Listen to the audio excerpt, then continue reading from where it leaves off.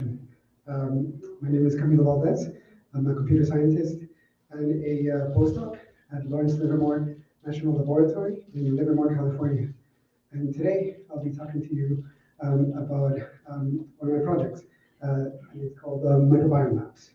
Now, this is a project I started while I was doing my dissertation at Florida International University, and I continued working on it at the University of Nebraska-Lincoln. And I'm also currently working on it at Lawrence Livermore. And for today's talk, it's divided into two parts. For the first part, I'll be talking about visualizations and how we convert these microbial abundance profiles into 2D images using the Hilbert curve.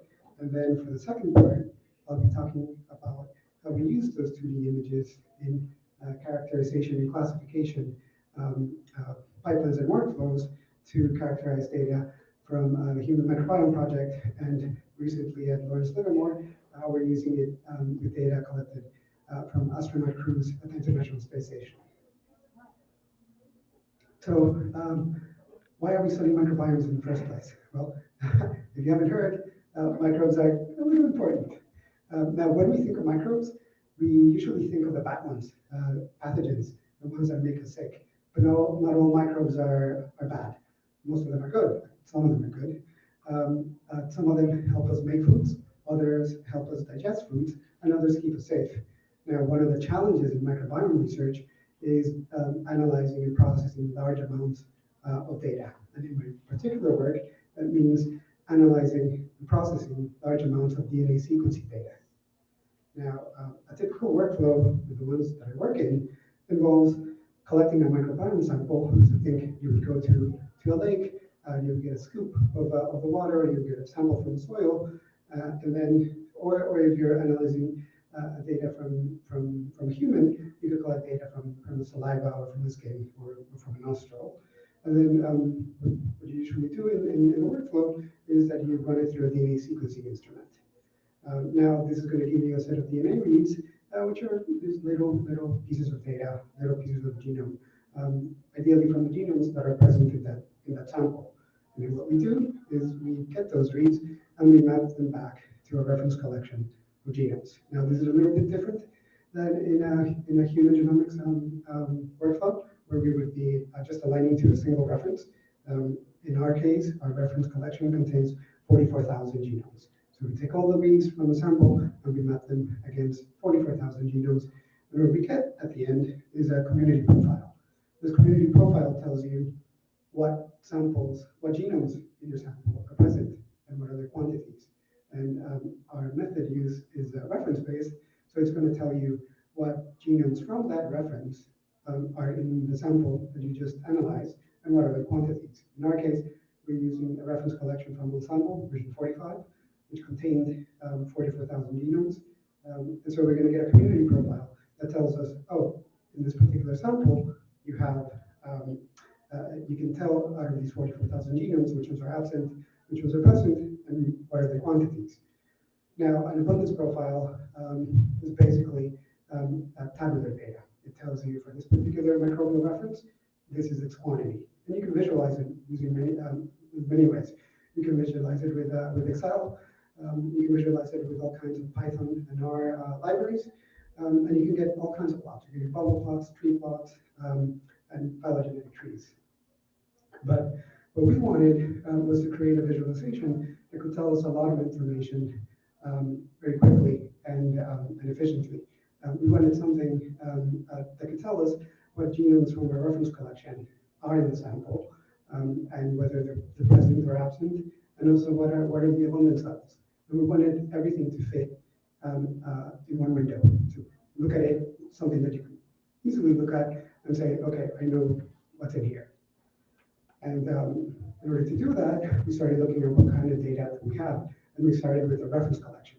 Now, as I mentioned before, we're using Ensemble's version 45 database, which is not the current one. So this particular version has 44,000, and one of the Sorry, I just want to move the microphone. Yeah, because if you get it too close, okay. there is something. Okay, sorry, I think I was causing a mess. So we take that ensemble database and we started looking at what type of metadata we have for it. And one of the rich collection of metadata that we have is a taxonomic lineage, which tells us for each genome in our database, it tells us what its particular taxonomic lineage is. It tells us what the parent species is, what the genus is, and all the way up to the kingdom level. So for each of the 44,000 genomes, we can tell what its lineage is. And the great thing about this is that it creates a taxonomic tree. Now, I'm a computer scientist, and so in computer science, we love trees. And the reason is because it's a fundamental data structure. So it can help us. It can help us do a lot of things. We know a lot of algorithms. They've been studied very well, and there's a lot of shenanigans that we can do. And when we started trying to visualize this entire collection, we quickly narrowed into space filling curves as a potential asset that could help us create what we were after. And so the Hilbert curve is a particular version of the space filling curve. And the space filling curve, imagine that you have a sheet of paper and then you have a shoelace of a certain length. And the problem that the space filling curve helps you solve is how can I lay this particular shoelace, this particular string, this particular line along a 2D square without the shoelace, without the curve overlapping on itself, crossing itself. And so the Hilbert curve, you can create the first level, which looks like this. You take a 2D square and you partition it into 4. Then you take the centers of the squares and you connect them like so. And what the method tells you is that for higher levels of the curve, you keep recursively partitioning each of the squares that you get. So you get the level 2 curve takes all the squares from the level 1 curve, partitions them into 4, then rotates them, connects their centers, and creates this pattern. It's almost like a fractal pattern, because as you go higher with higher levels of the curve, you start creating the same pattern, but rotating them in a certain way and creating and then connecting them. So you get level 1 curves that look like this, level 2 curves, level 3, then you can go up to level 4, level 5, and so on and so forth, as many levels as you need, and as many levels as your monitor is going to allow you to visualize. Because with higher curves, say curves of level 10, when you visualize those type of curves, even if you have a retina screen with a lot of DPI, you basically just get like a big gray mush. You can't really distinguish the foldings. And so Hilbert curves have been used for many years to visualize data. They were initially they were used by Kind in 1996 to visualize stock market data, and in 2009 they were used by Anders to visualize genomics data. And this is what our work builds upon, because Anders used the Hilbert curve to visualize single chromosomes. And what we do is a little bit different. Instead of visualizing a single chromosome, we try to visualize an entire community of microbes. In this case, we're visualizing bacterial genomes. So over here, this is a microbiome map created from a sample from the Human Microbiome Project of buccal mucosa. And this visualizes 44,000 genomes in the context of that buccal mucosa sample. Each point in that image, each image point, is a single reference genome in the database. And the color tells you the abundance level of that particular genome in the sample. So the image is created by the level of the Hilbert curve that's required to draw that many genomes in the database into the image. In our case, we have 44,000 genomes, so we needed curves of level 8. So the images are going to be 256 times 256 points width and height. And if we look at a particular part of the image, say at this area, we start to see that these interesting regions start to get formed. And we call these microbial neighborhoods. I'm worried they're saying sounds a little wonky, so we're just checking it for you. Go ahead and keep talking. I'll pull this a little closer to you. Oh, again. Okay, hopefully the online audience can hear me. I think so. Thumbs up. Okay, let's go. Okay, good. Okay. So this particular region, we call it a microbial neighborhood. It has a particular size, and that size um, is dictated by the number of those particular genomes in our reference collection. So over here, the candidate's area in that image correlates to the number of candidate's genomes in the reference collection. Now, as I said before, color is very important because it tells us the abundance of those genomes in the sample. So areas that are very white, they're completely white, those represent genomes that are not detected in the sample. And the areas that are very bright, they're very red, those represent genomes that are very abundant. And so just by looking at the image, you can tell, oh, out of this particular taxonomic group, that one's very abundant in the sample that I'm looking at.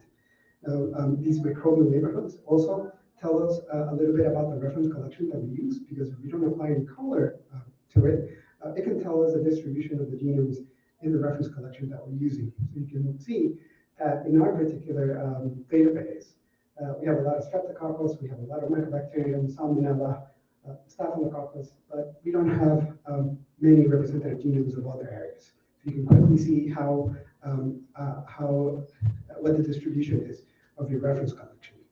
Now, in order to lay them out, what we do is we take this metadata from the reference collection, and then we create a 1D linear order. Now, over here, I'm focusing on the taxonomic tree.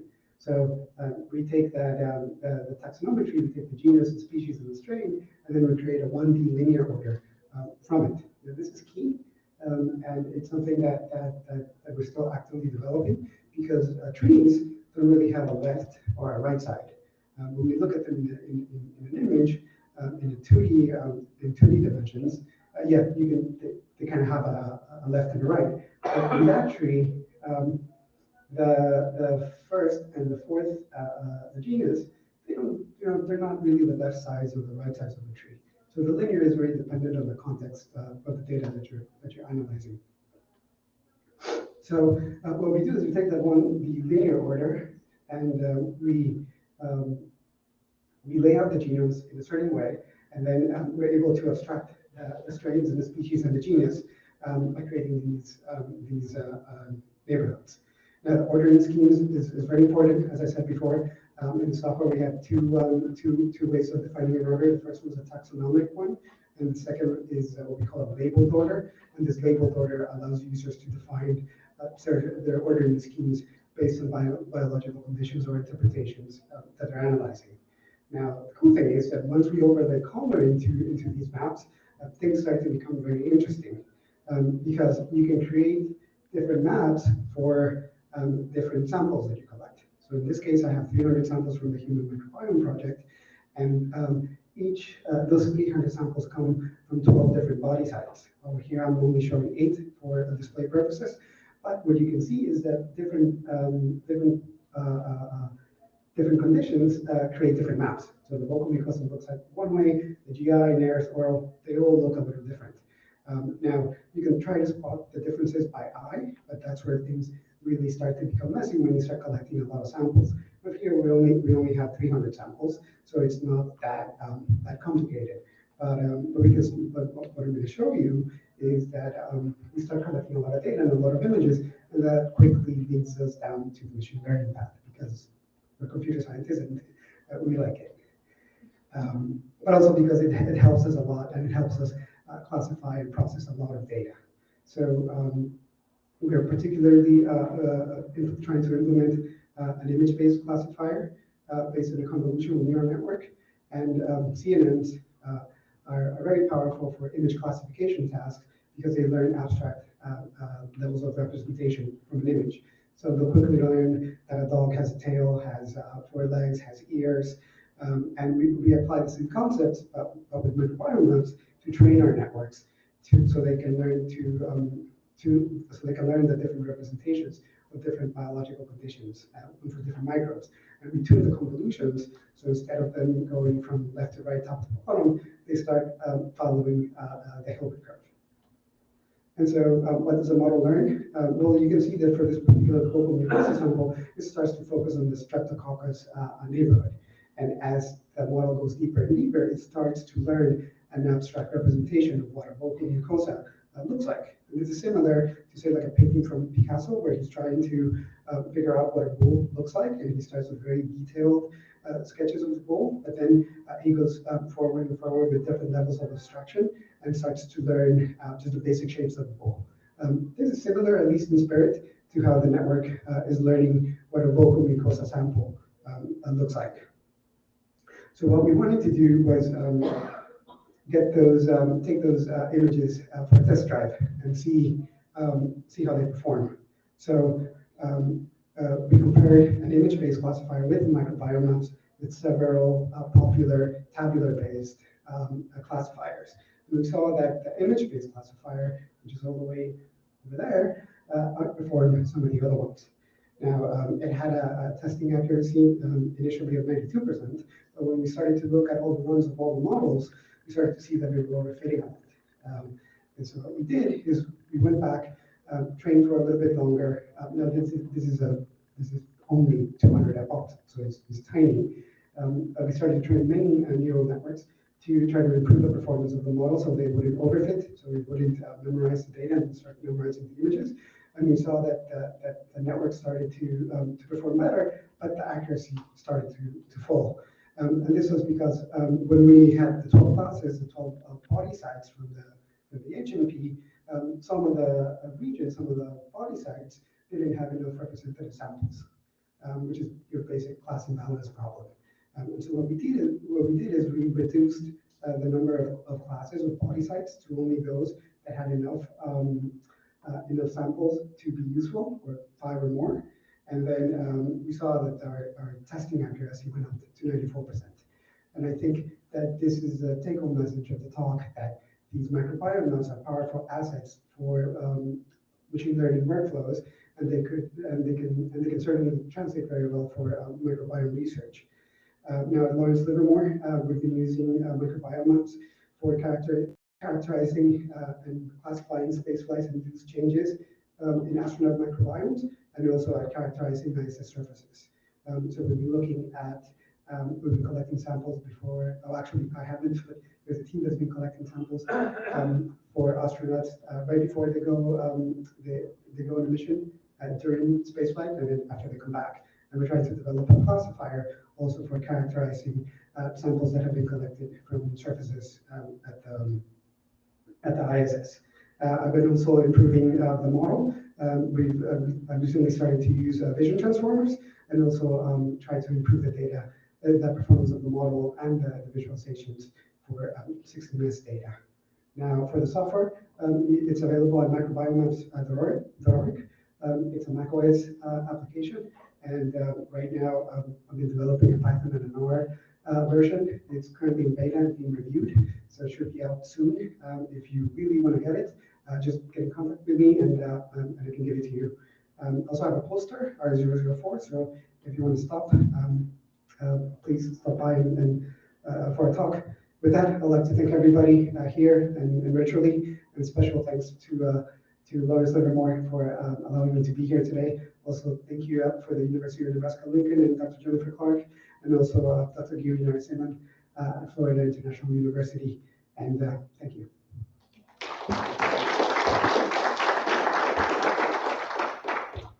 I don't know if there's time for questions. One quick question. I think they're both quick. One is, could this scale to like GTDB, all the genomes, the 360,000 genomes there? And then the second would be, instead of doing it on a strain level, could you do it with like pan-genome genes or something like that? I think so. For the larger data set, that might be a little bit tough to visualize, because once you start getting to these big numbers, the images start getting blurred. But these images are 65,000 and they're 256 times 256, which I think we should scale very